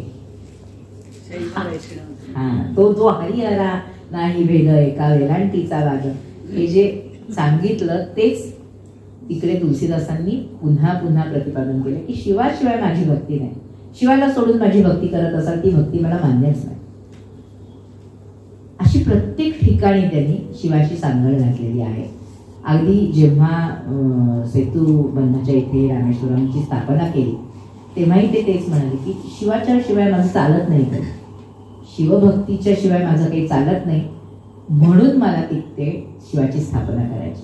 आनंदरामायणात पण जिकडे तिकडे त्यांनी शिवलिंग स्थापन केलेली आपण बघतो. म्हणजे काल ते सांगितलं नाही, प्रत्येक ठिकाणी यात्रा जिथे केली त्यांनी प्रत्येक ठिकाणी शिवलिंगाची स्थापना केली, मग स्वतःच तिथे रामतीर्थ आणि अमुक स्थापन केलं, पण पहिली स्थापना केली ती शिवपिंडीची. असं खूप ठिकाणी झालंय. त्यामुळे शिवाची स्थापना, शिवाची पूजा, शिवाची भक्ती त्याशिवाय काही तरणोपाय नाही असं त्यांनी सांगितलं. कोऊनही शिव समान प्रिय मोरे असं म्हणत त्यांनी तिथे सेतुबंधाला रामेश्वराची स्थापना केली असं आहे. आणि जेही पर कृपा न करही पुरारी, सो न पाव मुनी भगती हमारी. जो शिव ज्याच्यावर कृपा करत नाही त्याला माझी भक्ती प्राप्त होत नाही. म्हणजे कायमस्वरूपी शिवाची कृपा पाहिजे तर राम पावणार, म्हणजे ते जे शिवस्य हृदय विष्णू, विष्णू हृदय शिवा तसं आहे ते. आणि हे आनंदरामायणात आहे. म्हणजे काल ते सांगायचं राहिलं, इतर जे सांगितलं त्यात तसंच इथे पण आहे की दोन्ही एकच आहे. दोघांनाही मानलं तर तुम्हाला भक्ती खऱ्या अर्थाने तुमची सफळ सुफळ होणार आहे असं दाखवलंय. आता पुढे जाऊया. पुढे हनुमान आणि अंगद ही जी दोन मंडळी आहेत त्यांच्यावर पण प्रचंड रामाचं प्रेम दाखवलंय. हनुमानाविषयी आपल्याला माहिती आहे की हनुमानावर प्रेम होतच. जेव्हा तो शोध लावून येतो सीतेचा तेव्हा राम त्याला म्हणतो, म्हणजे कपिसे उरण हम नाही आपण ऐकतो, अनुप जलोटांनी ते फेमस केलंय, पण राम त्याला म्हणतो हे सुता तुझा मी ऋण नाही, म्हणजे तुम मम प्रिय सुत असं म्हणून तुला मी ऋण नाही, म्हणजे मी तुझ्या ऋणातून कधी उतराई होऊ शकत नाही. म्हणजे तो त्या भक्ताला पुत्रासारखं मानत होता. तेच नेमकं एक्सप्रेशन त्याचा अंगदाविषयी आहे. त्यामुळे नंतर जेव्हा पुढे मारुती सांगतो की जोपर्यंत तुझं नाम या पृथ्वी तळावर आहे तोपर्यंत मला इथे राहण्याचा वर दे, म्हणजे प्रत्येकाला काहीतरी देतो आणि ह्याला काय देण्याचा विषय येतो, तेव्हा तो म्हणतो मला दुसरं तिसरं काही नाही रामा, तुझी कथा, तुझे पराक्रम जोपर्यंत या धरतीवर येणार आहेत ऐकू तोपर्यंत मला इथे राहू दे. त्यामुळे मग तो तसा वर देतो की तू राहशील म्हणून. आणि अंगद जेव्हा सगळ्यांना निरोप देतात तेव्हा अंगद रामाला सोडून जायला तयार नसतो. तो प्रसंग खूप वाचण्यासारखा आहे की अंगद शेवटी मारुतीला सांगतो की माझी आठवण देत राहा कामाला. म्हणजे राम त्याची समजूत काढतो की तिकडे जाऊन तुला काम करायचंय, तू युवराज आहेस आता तिथला वगैरे. पण जाताना अंगदाचा जीव प्रचंड कळवळलेला असतो आणि तो हनुमंताला सांगतो की हे तुझं काम आहे हा, की रामाला माझी आठवण दे. म्हणजे भक्ती रहस्य काय, तर इतकी भक्ती उत्कट पाहिजे की त्या उपास्याने सुद्धा आपल्याला विसरलं नाही पाहिजे. असं भक्तीचं तत्व ज्याला जमलं किंवा ज्याला आत्मसात करता आलं त्याला खूप काही जमलं. आता रामाच्या ज्या इतर गोष्टी आहेत, म्हणजे हे मध्ये मध्ये भक्ती रहस्य आलं, पण रामानी जी वर्णनं वेगवेगळी केली आहेत वर्षा ऋतूची वगैरे. एकीकडे राम तुम्हाला रसिक सांगितला सीतेमध्ये रमणारा किंवा वगैरे वगैरे, पण वर्षा ऋतूचं वगैरे वर्णन करताना रामाने जी वर्णनं केली आहेत ती सगळी तत्वज्ञानाच्या उपमा आहेत. म्हणजे हा वर्षा ऋतूत सगळी पृथ्वी कशी दिसतीये तर त्याला सगळं तत्वज्ञान लावलेलं, सगळ्या गोष्टी कशा शोभून दिसत आहेत त्याला सगळं तत्वज्ञान लावलेलं. म्हणजे कुठेही तत्वज्ञानाशिवाय राम बोललेला नाहीये. गंमत म्हणजे तिथे. आणि दुसरीकडे जेव्हा ह्याचं वर्णन केलंय की मला हा सगळा हे ताप देतोय, वसंताचं वर्णन, हे शरदाचं वर्णन केलंय की शरद ऋतू सुरू झालाय, मग कसं मला सीता नाहीये कसं वाटतंय. तर तिथे अगदी अशी वर्णनं केली आहेत की भुंगे जणू काय हत्ती ओरडण्यासारखे भुंग्यांचा गुंजारा वाटतो. म्हणजे किती त्रास होतोय तेही त्यांनी लिहिलंय. म्हणजे असं नाही केलं नुसतं एकीकडे तत्वज्ञानाच्याच नुसत्या हे केल्यात असं उत्प्रेक्षा किंवा उपमा दिल्यात असं, एकीकडे असंही वर्णन केलं की बापरे हे असं होतंय. म्हणजे ते आहे सगळं छान, पण मला ते सीतेशिवाय चांगलं वाटत नाही. त्या भुंग्यांचा गुंजारो पण मला हत्ती ओरडल्यासारखा, त्यांच्या चित्कारासारखा वगैरे वाटतं. अशी सगळी वर्णनं केली आहेत. म्हणजे किती तऱ्हेनी महाकाव्य सांभाळायचं, महाकाव्याचा तो बाज सांभाळायचा म्हटलं की किती तऱ्हेनी त्यांना ते सगळं सांभाळावं लागतंय. अंगद आणि रावणाचा संवाद दाखवलाय. सगळीकडे भक्ती आहे की नाही खरं, म्हणजे रामाचा भक्त म्हणून त्यांनी समर्थन केलं पाहिजे. अंगद गेलाय पण नाही तो तसं करत आहे. रावणाचा त्याला एकूण हे माहिती आहे व्यक्तिमत्व, त्यामुळे रावणाला तो प्रत्येक वेळी अरे ज्या वालीने तुझा पराभव केला त्या वालीला मारलेल्या माणसाकडे तू काय त्याच्याशी लढणार आहेस,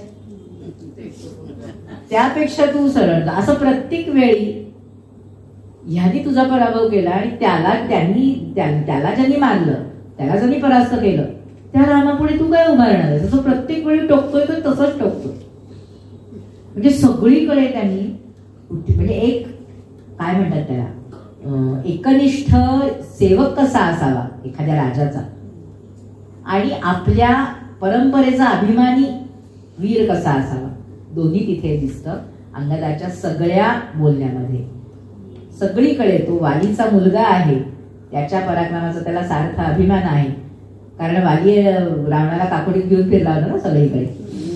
वालीने रावणाला तेव्हाच परास्त केलं होतं पूर्वी आणि म्हणून तर वाली नंतर म्हणतो ना रामाला की मला सांगायचंच मी क्षणात तुला रावणाचा पराभव करून सीतेला सोडवून आणला असतं वगैरे. तर ते सगळं म्हणजे त्याचा अंगाला अभिमान पण आहे आणि एकीकडे त्याच्यावर आहे राम आणि हा रावण त्याला थोडस काय अरे तू वालीचा मुलगा असून ह्याला काय हे करतोस वगैरे म्हणजे थोडस त्याला तिथून डायव्हर्ट करायला फूट पाडायला बघत असतो. तो म्हणतो असल्या गोष्टींनी मी फूट पाडणार म्हणजे फूट पडणार आमच्यात नाहीये कारण आमचं नातं परत वेगळं आहे असं परत तिथे तो सांगतो असं दाखवलंय. खूप छान आहे हे सगळं. म्हणजे महाकाव्य म्हणूनही छान आहे की महाकाव्यात व्यक्तिचित्रण अशी छोट्या छोट्या व्यक्तींची पण चित्रणं किंवा व्यक्तिमत्वाशी फुलवली आहे तिथे तिथे. मी सांगितलं तसं जटायू पण वेगळ्या तऱ्हेने दाखवलाय तिथे व्यक्त होताना किंवा अंगद असा जो खूप हळवा झालेला आपल्याला माहित नाही हो वाल्मिकीमध्ये असा अंगद दाखवलाय का. वाल्मिकीमध्ये असा अंगद नाहीच माहिती आपल्याला. म्हणजे आपल्याला सुग्रीव वाली इथपर्यंतच माहिती आहे. अंगद इतका हळवा आणि इतका भावनाशील असं कुठेच आपल्याला जाणवत नाही जो तुलसीदासांमध्ये जाणवतो. तुलसीदासांचं वैशिष्ट्य हेच की अशी छोटी छोटी सुतीक्ष्ण पण मी म्हटलं तसं ते इतके ते चतुर्भुज रूप त्यांच्या हृदयात साठल्यावर तिथे स्तुती परत आहे ती संस्कृतमध्ये. अत्रि ऋषींनी स्तुती केलेली आहे ती संस्कृतमध्ये. अशा किती संस्कृत स्तुती त्यामध्ये आल्या आहेत, खूप ठिकाणी अशा. म्हणजे शिव आणि ब्रह्मदेवाने स्तुती केली तर ठीक आहे, पण जटायूने केलेली स्तुती संस्कृतमध्ये. म्हणजे संस्कृत हे सहज होतं तुलसीदासांना, केवळ देखादेखी नाही, त्यांनी कुठेतरी ते छान आत्मसात केलं होतं. त्यामुळे संस्कृतही तितक्याच तोडीचं, तितक्याच तऱ्हेने छान तुलसीदासांनी तिथे दिलेलं आहे. एक पुढे शिवस्तुती आहे, कुणी केलेली, काकभुषुंडींच्या गुरूंनी शिवाची स्तुती केलेली आहे. ती नमामिषमीशानम, ती खूप फेमस स्तुती आहे. ती पण स्तुती अष्टक आहे, ते शिवाष्टक, पण तेही खूप छान आहे. आणि ही काकभुषुंडीची कथा मध्येच कुठे येते तर भक्तीचं वैशिष्ट्य, भक्तीची, आणि हे सगळं पुन्हा सांगण्यासाठी तिथे पुन्हा काकभुषुंडींचं. खरं तर भुषुंडी रामायण वेगळं आहे संस्कृतमध्ये. नाथांनी जसं भावार्थ रामायणामध्ये वेगवेगळ्या रामायणांचं संकलन केलंय रामकथांचं, तसं तुलसीदासांनी शेवटच्या कांडामध्ये, उत्तरकांडामध्ये ही काकभुषुंडीची कथा आणि त्यांचे संवाद जास्त, म्हणजे काकभुषुंडी गरुड यांचे संवाद जास्त दाखवले. ती सगळी भक्तीचा महात्म्य, भक्तीचा महिमा, कसे कसे, आणि मग मी कसा प्रत्येक वेळी.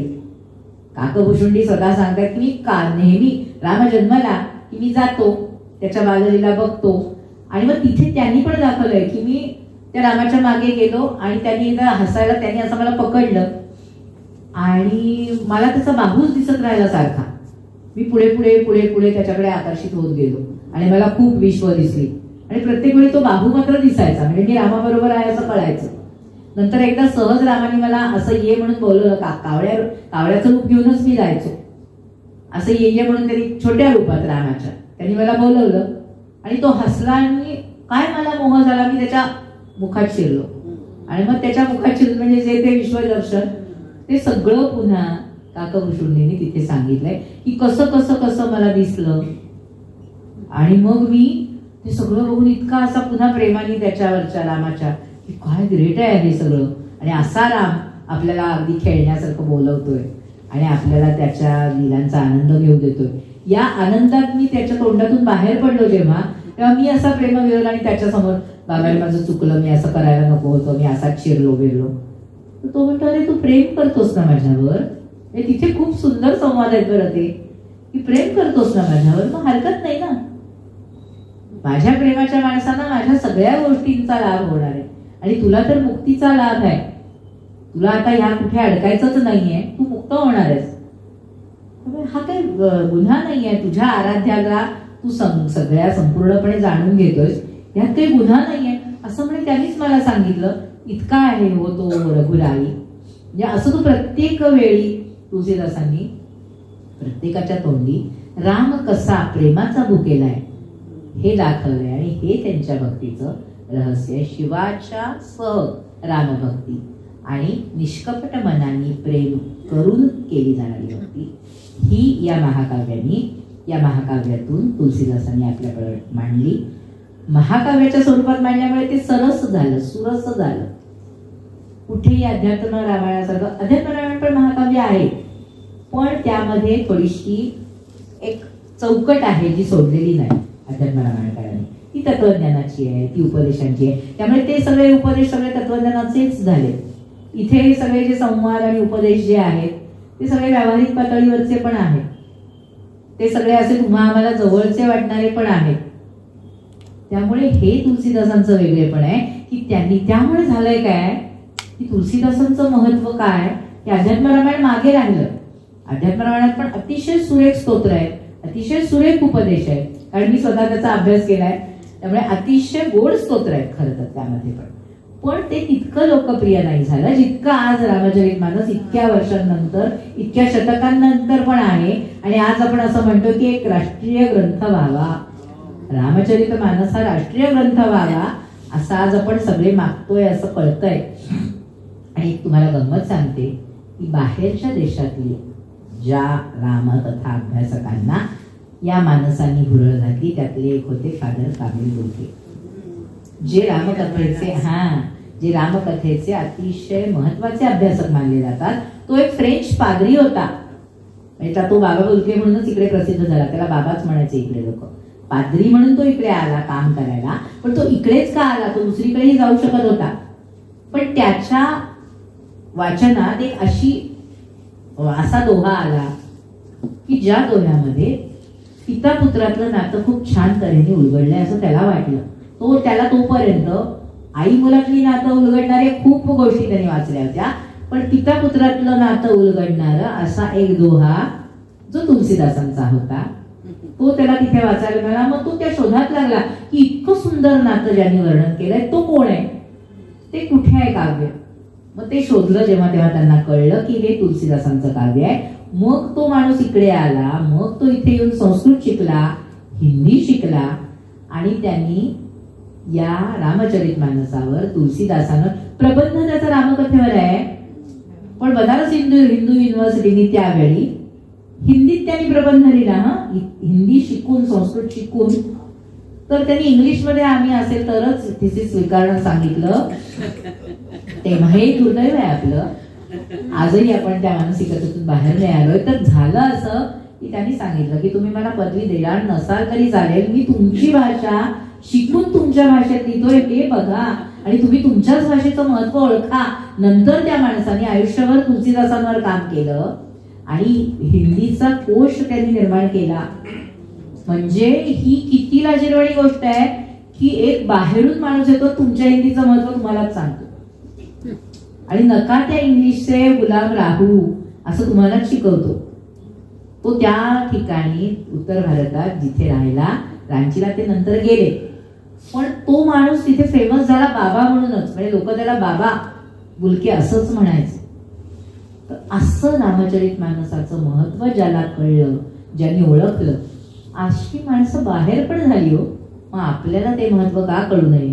आणि म्हणून जेव्हा अरुणाताई म्हणाल्या की रामचरितमानसावर बोलाल का, तेव्हा मी लगेच हो म्हटलं. त्याचं कारण आहे की हिंदी एकतर आपण वाचत नाही, आपण इंग्लिश वाचतो. गंमत आपली आहे, एक मराठी वाचतो की आपण डायरेक्ट इंग्लिश वाचतो. हिंदी ना आम्हाला कळत नाही हो. म्हणजे आमच्याकडे संस्कृत नाटकांची भाषांतर हिंदी लोकांनी जास्त केली इंग्लिश नंतर, मराठी लोक करत नाहीत. बरं गंमत आहे ती, पण जुन्या लोकांनी केली, आताची लोक करत नाही. तर आम्ही इंग्लिश भाषांतर वाचून मार्क घेतो, ते वाचून आम्ही शाणे होतो. पण हिंदीत भाषांतर, हिंदी जरा अवघडच वाटतं. ही आपली मानसिकता आहे. म्हणून आज हे लिहून आणले दोहे कशासाठी, तर हिंदी कानावर पडलं पाहिजे, तर आपल्याला कळणार आहे त्यातली गोडी. तर आपण असंच म्हणणार हिंदी ना अवघडच, जसं आमच्या संस्कृतला म्हणतात संस्कृत ना जरा अवघडच आहे. आता ते जरा संस्कृतची प्रचार प्रसार मोहीम चांगली चालली आहे, म्हणून आता आपण थोडंसं संस्कृतकडे जरा बऱ्यापैकी लक्ष देतोय. पण नाहीतर संस्कृतकडे ज्या दृष्टीने बघतात त्याच दृष्टीने हिंदीकडे बघतात. आणि हिंदी आपण तिथपर्यंत मानसातलं ते दररोज लागतं आपल्याकडे. खरं तर रेग्युलर रामचरितमानस दररोज लागतं. आणि एकदा जर तुम्ही त्याच्यावर डोळे फिरवलेले असतील तर ते जे ऐकायला मिळतं ते आपल्या मनात बसतं, पण ते आपण करतच नाही. आणि तसं होऊ नये म्हणून आलं ते जेव्हा म्हणलं तेव्हा मी लगेच हो म्हटलं की मला आवडेल सांगायला. मी फार कदाचित ज्ञानी नसेल, अजून तुलसीदासांचा अभ्यास करायला आयुष्य पुरणार नाही इतकं तुलसीदासांचं रामावरचं पण काम आहे. म्हणजे तुलसीदासांचे अनेक ग्रंथ आहेत, त्यात निम्म्याहून अधिक ग्रंथ रामचरितावर आहे. त्यामुळे तो अभ्यास करायला जन्म पुरणार नाही अशी अवस्था आहे. पण तरी जे मला कळलं ते लोकांना सांगा. समर्थांचं सांगणं आहे ना, जे आपण शिकावे ते हळूहळू शिकावे, शहाणे करून सोडावे सकळ जन. हे सोडावे पण आपण करत नाही. करून सोडावं असं जे आहे ना कन्नडवालं, ते आपल्याला वाटतं करून सोडावे, करायचं आणि विसरून जायचं. पण तसं नाहीये. शहाणे करूनच सोडावे सगळं जन. म्हणजे आता काय असतं आमच्याकडे शिक्षण क्षेत्रात हे फार विचित्र आहे की आमचे विद्यार्थी हे आम्ही PhD केले, हे आम्ही अमुक केले असं म्हणून आमच्या भोवती प्रभाव निर्माण करून ठेवतो. आम्ही त्यांना सोडत नाही. तुम्ही फुला, तुम्ही जा, तुम्ही वाढा असं होत नाही. हे आमचे शिक्के मारलेले असतात आम्ही. त्यामुळे तेही आपली प्रभाव सोडून जायला मागत नाही. आणि होतं काय की जे ज्ञान तुमचं आहे ते लोकांपर्यंत पुढे जात नाही, ते तुमच्याच भोवती फिरत राहतं. त्यामुळे ते जे आहे ते होऊ नये म्हणून मला जेवढं मानस कळलं तेवढं तुम्हाला सांगण्याचा प्रयत्न केला, तुमच्यासमोर मांडायचा प्रयत्न केला. आणि उद्याचा जो विषय आहे ते जे वेदांत सार रामायण असं नावाचं रामायण आहे. तेही जे त्याचे कर्ते जे आहेत प्रज्ञानानंद स्वामी कर्वे, ते मुळात रामदासी होते, ते शिक्षक होते. चासकमानला वगैरे ते शिक्षक होते, रामदासी पंथाचे होते. नंतर त्यांनी संन्यास घेतला. माझ्या बाबतीत भाग्याची गोष्ट ही की ते माझ्या बाबांचे गुरु होते. तर त्यांनी या रामचरितमानसावर आयुष्य घालवलं. रामचरितमानसाचा त्यांनी मराठी अनुवाद तर केलाच, पण त्याच्यावर भाष्य टीका अशी पण केली. त्यामुळे त्यांनी ते काम केलं. त्यांनी हनुमान चालीसाचं पण मराठी भाषांतर केलं. मानस गूढार्थ चंद्रिका, तेही स्वतः असं म्हणतात की मी फार संस्कृत शिकलेला नाहीये, मला फार मोठं हिंदी येतं असं नाही, पण जर तुम्ही बघाल ना मानस गूढार्थ चंद्रिका म्हणून त्यांनी 7 खंड रामचरितमानसावर लिहिले, ते जर तुम्ही बघितले तर आश्चर्य वाटेल, तोंडात बोटं घालू आपण, इतकं पांडित्य त्या टीकेमध्ये आहे. ते म्हणतात पण त्यांची भावना ही आहे की प्रज्ञा लिही यंत्रसा, असं हे काम नाही, की त्याची प्रेरणा आहे आणि प्रज्ञा लिही यंत्रसा असंच त्यांचा भाव आहे. त्यांचं उद्या रामायण आपण बघणार आहोत, वेदांत सार रामायण, आणि एक नरकुटक रामायण नावाचं त्यांचंच दुसरं रामायण आहे. छोटी आहेत दोन्ही रामायण, पण त्यामध्ये अर्थ खूप गहन आहे. नरकुटक हे एक वृत्त आहे जे फक्त संस्कृतमध्ये आणि तेही ब्रह्मदेवानी केलेल्या वेदस्तुतीमध्येच बघायला मिळतं. फार अपरिचित वृत्त आहे, पण ते स्वामींनी तिथे वापरलं आहे आणि सगळी परत थोडक्यात रामकथा तिथे मांडली आहे, ही आपण उद्या बघणार आहोत. अरुणाताईंनी मला इथे तुमच्याशी बोलायची संधी दिली म्हणून पुन्हा एकदा कृतज्ञता व्यक्त करते. कारण कृतज्ञता ही अशी भावना आहे की जी अशी मनात नुसती साठवून ठेवायची नसते, ती अशी ज्याच्या त्याच्यापर्यंत पोहोचवली की ती त्याच्याही मनात रुजते. त्यामुळे मला खूप छान वाटतंय. उद्याही तुमच्याशी बोलायला मला आवडणार आहेच, त्यामुळे नक्की उद्या भेटू. धन्यवाद. जय जय रघुवीर समर्थ.